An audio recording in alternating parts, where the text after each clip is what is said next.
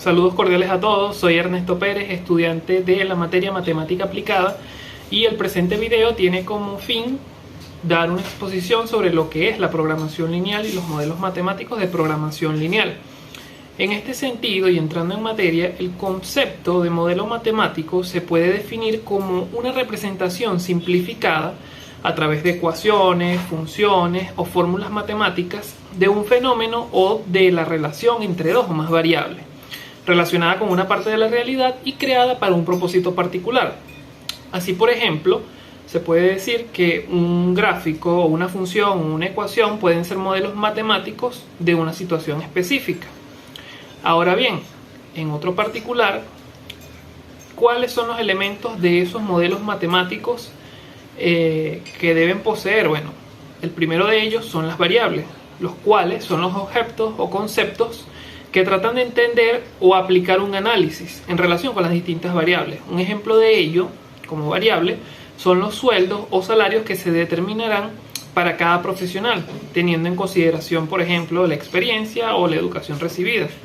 El segundo elemento de este vendrían a ser lo que son los parámetros, y que se tratan de valores que se conocen o que pueden controlarse a través de modelos. Es decir, un parámetro es un valor ya establecido que se toma como comparación. El tercer elemento vendrían a ser las restricciones, las cuales se determinan mediante lo que son los límites que indican cuáles son los resultados de los análisis establecidos con razonamiento en lo hallado. Es decir, para lograr entender este elemento es posible dirigirse a un ejemplo común, tal como se representa con el número de hijos que posee una familia y las restricciones naturales que se presentan debido a que no pueden ser valores negativos. Es decir, si una familia tiene hijos, no puede decir que tiene 0 hijos. El cuarto elemento vendrían a ser las relaciones que se establecen entre las distintas variables, en donde cada modelo tiende a establecer las relaciones existentes y se apoya en las diversas teorías económicas, físicas, entre otras. El último y quinto elemento son las representaciones simplificadas, en donde las características de los modelos que se presentan son por medio de representación en las relaciones de las distintas variables presentadas, por medio de las aplicaciones de los contenidos matemáticos, como es el caso de la aplicación de funciones, fórmulas, entre otras representaciones. Ahora bien, es importante destacar lo que son los tipos de modelos matemáticos, y una clasificación que podría explicarse en este video es la de las características dicotómicas de esa clasificación. En este sentido, se tienen los modelos empíricos o teóricos, donde el carácter empírico o teórico constituye la característica fundamental de cada uno. En este sentido, un modelo teórico se basa en lo que son las leyes físicas que rigen a los procesos. Un modelo empírico, por su parte, se basa en relaciones estadísticamente significativas entre variables que en rigor solo son válidas para el contexto espacio-temporal en el que se elaboraron. Otro tipo u otros tipos vendrían a ser los modelos estocásticos o deterministas. Los primeros incluyen generadores de procesos aleatorios dentro del modelo que modifican ligeramente algunas de las variables. De esta manera, para un mismo conjunto de datos de entrada, las salidas no siempre serían las mismas. Por el contrario, un modelo determinista, como su nombre lo indica, es aquel en el que, dado un conjunto de parámetros y variables de entrada, va a producir siempre el mismo conjunto de variables de salida. También se tienen lo que son los modelos estáticos o dinámicos. Se refiere a la forma en que se trata el tiempo.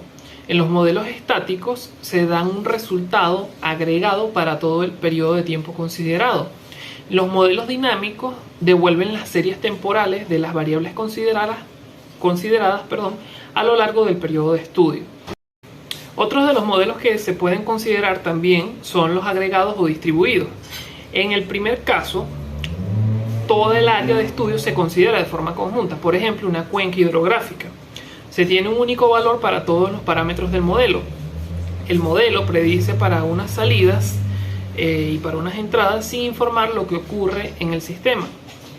En un modelo distribuido se tendrá lo que es el área de estudio dividida en porciones, donde cada una de ellas con su propio conjunto de parámetros y sus propias variables de estado.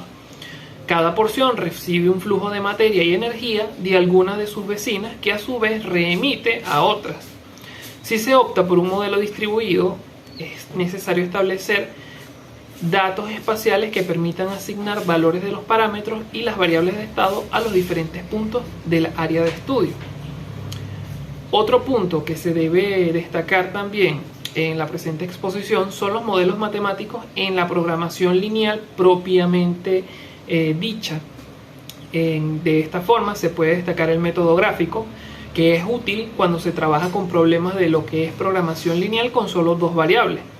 En este método se grafican lo que son las restricciones y la función objetivo en un plano cartesiano y se busca la intersección de las restricciones para encontrar la solución óptima.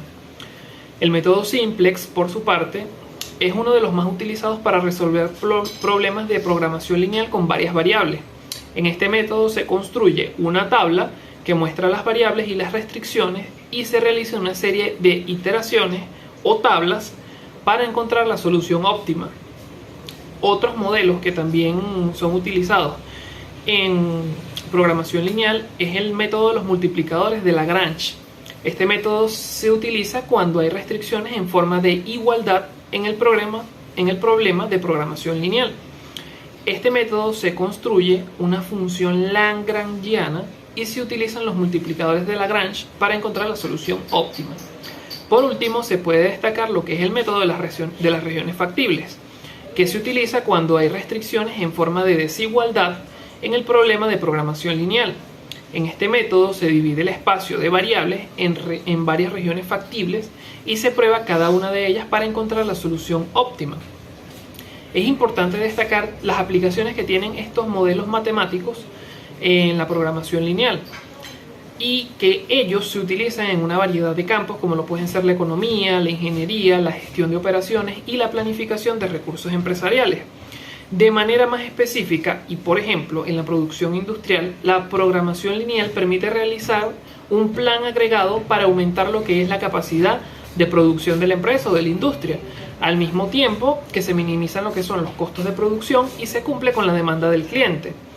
En el ámbito de las finanzas, pues se puede utilizar o aplicar para la distribución de capital, la selección de cartera de valores, los portafolios de inversión y las consideraciones financieras. En el marketing se utiliza para lo que es el estudio de mercado, la selección efectiva de medios de comunicación, la asignación de territorio de ventas y la distribución de ventas. En cuanto a la producción agrícola, los modelos de programación lineal son ampliamente utilizados en la optimización de recursos naturales, principalmente en el uso de suelos para los diferentes tipos de cultivo, maximizando lo que son las ganancias con recursos limitados, por lo que se considera una gran herramienta en este ámbito. Y en el sector forestal, para destacar, se han creado modelos matemáticos para la administración forestal, en particular para controlar lo que es la tala de árboles, de manera que se maximicen las ganancias a través de la selección de maquinaria adecuada y selección de patrones de corte.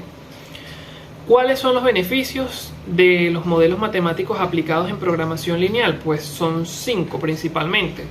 El primero de ellos es que permite comparar un amplio rango de soluciones alternativas y analizar sus consecuencias, requiriendo para ello poco tiempo gerencial, ya que el modelo facilita la toma de decisiones. Como número 2, indica cómo emplear eficazmente sus factores, seleccionándolos y distribuyéndolos adecuadamente. Permite además ser más objetivo en las decisiones por la posibilidad que hay de formular matemáticamente el problema, así como también permite modificar la solución matemática a favor de la conveniencia de la empresa, de la industria o de quien programa, mediante la inclusión o la reformulación de las restricciones. Y por último, otro de los beneficios que existe es que posibilita la identificación de lo que son los cuellos de botella en las operaciones actuales que se llevan a cabo en la empresa y que son de vital importancia para la producción. Ahora bien, es importante destacar cuáles son los pasos para construir un modelo de programación lineal. El primero de ellos es que se debe definir el problema que se desea resolver y es importante identificar claramente cuál es el objetivo y qué restricciones se deben cumplir para poder tener una aplicación adecuada. Como segundo paso, se deben identificar las variables, que son las incógnitas que se desean encontrar en el problema. Es importante identificar cuáles son las variables relevantes para el problema y asignarles un nombre o una nomenclatura. El tercer paso es formular lo que es la función objetivo, que es la ecuación matemática que va a representar el objetivo del problema, ya sea maximizar o minimizar algún valor. Y esta debe estar en términos de las variables identificadas y, muy importante, debe ser lineal. El cuarto paso es establecer las restricciones, que son las limitaciones que se deben cumplir para resolver el problema. Esas restricciones deben estar en términos de las variables identificadas y deben ser lineales también. Además, esas restricciones deben estar en forma de desigualdades o igualdades. El quinto paso es representar el problema en forma de sistema de ecuaciones lineales. Y una vez definida la función objetivo y las restricciones, se pueden representar en forma de un sistema de ecuaciones lineales. El sexto paso es el resolver el sistema de ecuaciones lineales. Para ello existen diversos métodos para resolver esos sistemas de ecuaciones lineales, siendo uno de los más comunes lo que es el método simplex. Y ese método permite encontrar la solución óptima que cumpla con las restricciones y optimice a esa función objetivo. Por último, se tiene lo que es la interpretación de la solución, ya que una vez que se ha encontrado la solución óptima, es importante interpretarla para poder tomar las decisiones informadas y evaluar la eficacia del modelo.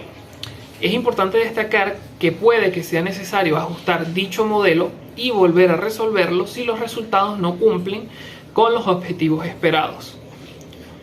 Entrando en otra parte de la temática de la exposición, se pasarán a mostrar 3 ejercicios mediante 3 métodos diferentes de programación lineal que pueden ser resueltos y aplicados a la vida real.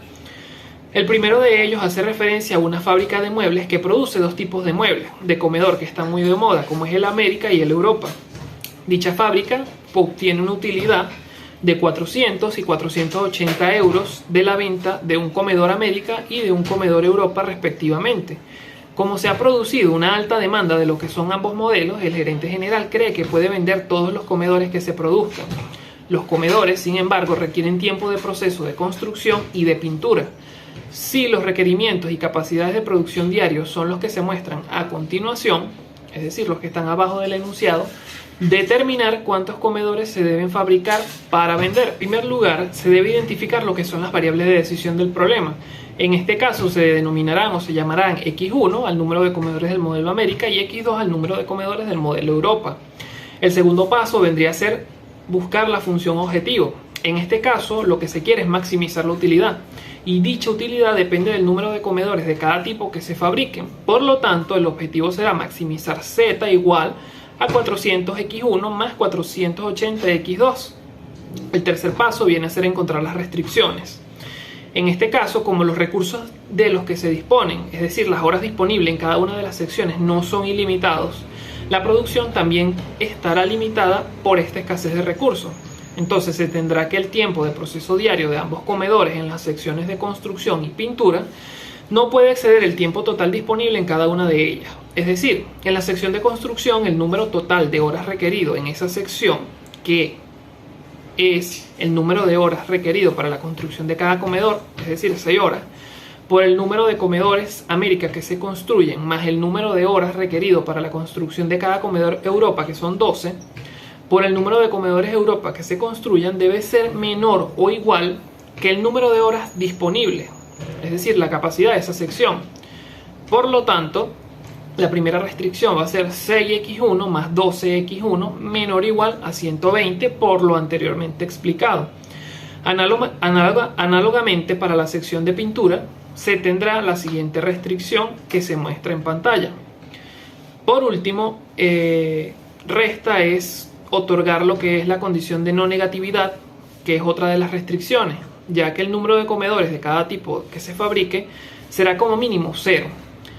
Por lo tanto, X1 y X2 debe ser mayor o igual a 0, y el modelo finalmente será maximizar Z igual a 400x1 más 480x2 sujeto a 6x1 más 12x2 menor o igual a 120, 8x1 más 4x2 menor o igual a 64 y x1, x2 mayor o igual a 0. Como respuesta o solución a este problema se deben producir entonces 4 unidades de comedores América y 8 unidades de comedor Europa para maximizar lo que es la ganancia en 5.440. El segundo ejercicio hace referencia a un agricultor que quiere dedicar al menos 4 hectáreas al cultivo de 2 productos, C1 y C2.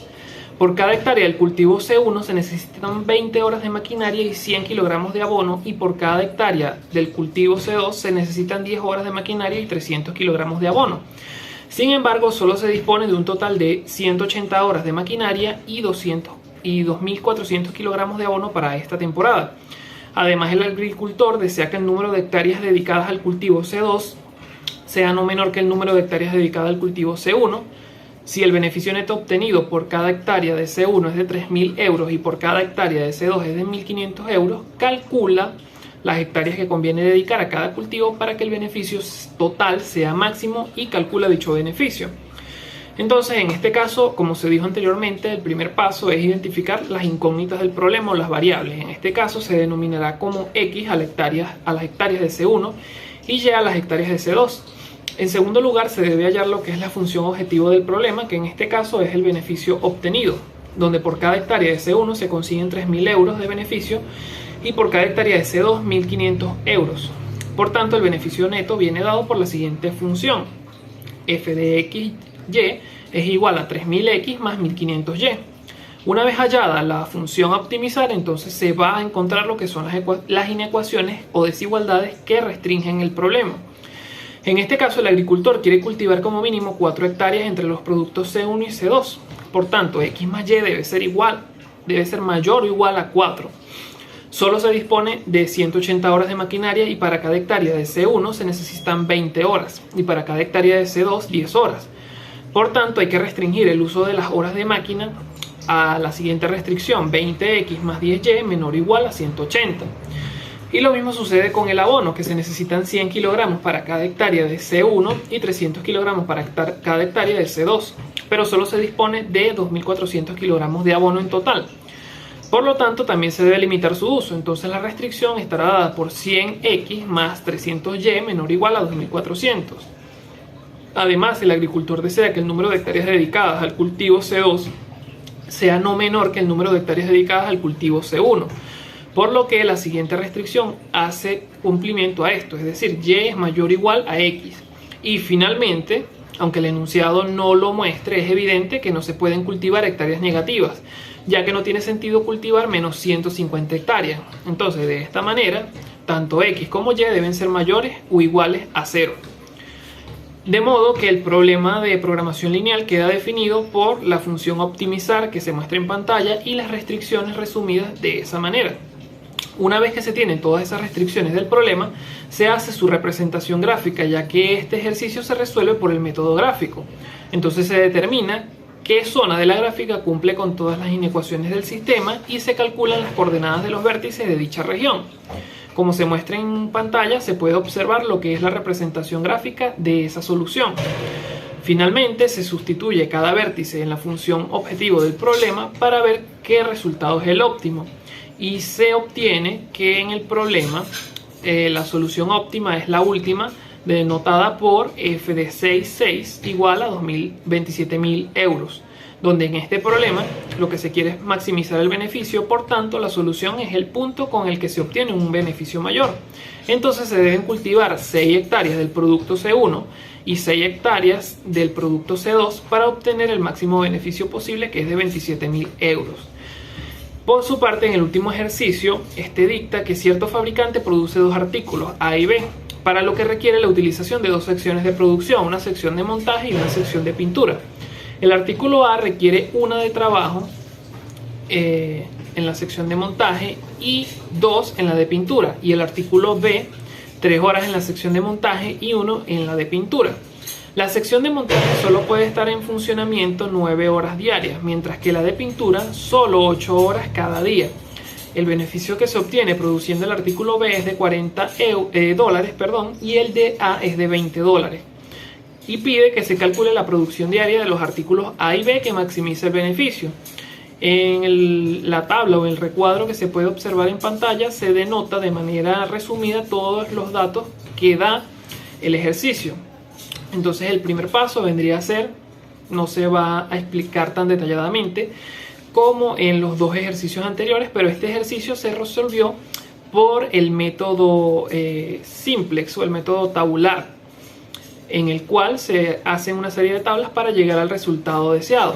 En este caso se denotó como X al artículo A y como Y al artículo B.